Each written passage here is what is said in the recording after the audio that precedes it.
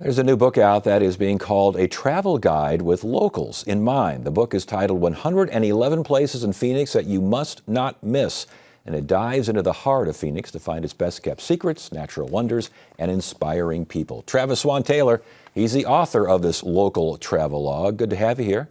Thank you, Ted. Thanks for having me on. Congratulations on the book. Why did you write this? This is an interesting idea. Where'd it come from? It comes from the publisher. It's a family-owned publishing company in Cologne, Germany. They have thousands of books. They have hundreds of books in the series for cities all over the world. Cologne's lucky number is 11. That would make for a very short book. So they added one to it. That's how they came up with 111. Wow. I was going to ask why 100. I mean, 111. It's 111. I get that. Right, but right. It's from the publishing company. Yes, it is. Yeah. All right. How did you decide? I mean, 111 is a lot, so you probably didn't have to do too much winnow, but eventually someone's got to go. How did you decide what went in and what didn't?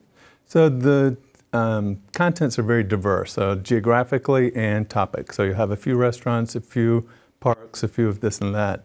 So that plays into the selection. The other is I've been to every single place in the book. Yeah. So, filtering through, what I think other people would like, what I like. Yeah. Okay, let's take a look at some of these things, and I want to start with a silver service. This is a battleship silver service from the USS Arizona. It is. What are we looking at here?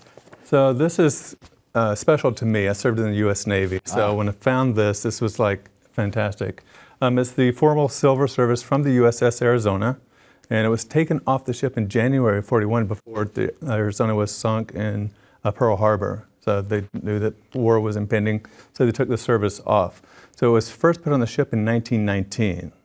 Wow. So it was there for a very long time. And that's at the Capitol Museum, is it not? It is, yeah. Yeah. And it's like 60-something pieces, and it's all on display. Isn't that something? All right, let's keep it moving here. We got Bernie the Robot. I think Bernie the Robot's like just a few blocks from here, right? He is. I've met people who've worked downtown for decades and have never seen him.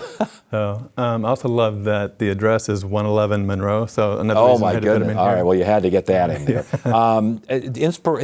There's an idea behind this, isn't there? There is.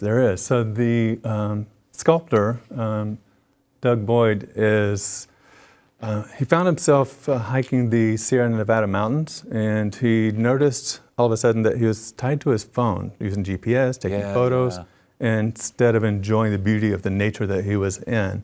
So he thought, took it further, what if humans became robots, and then the robots discovered things that humans had abandoned. So this is kind of his message to people to put down the devices once in a while, connect with other humans and nature. If a robot can read a book, you can read a book. Exactly. Yeah, okay.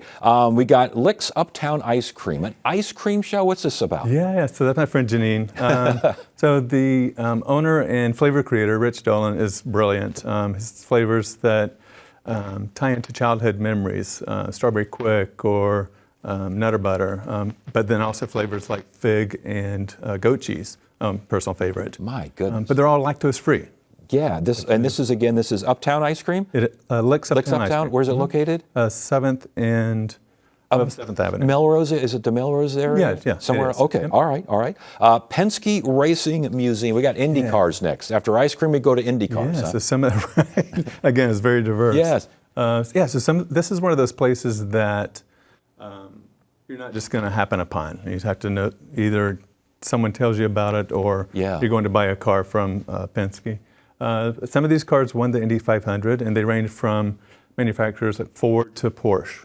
And it's a very small museum. It's 2 stories. Number of race cars, engines, trophies. Where located? Great little find. Scottsdale. In Scottsdale. Okay. All right. I know where this is. Our next is a saguaro.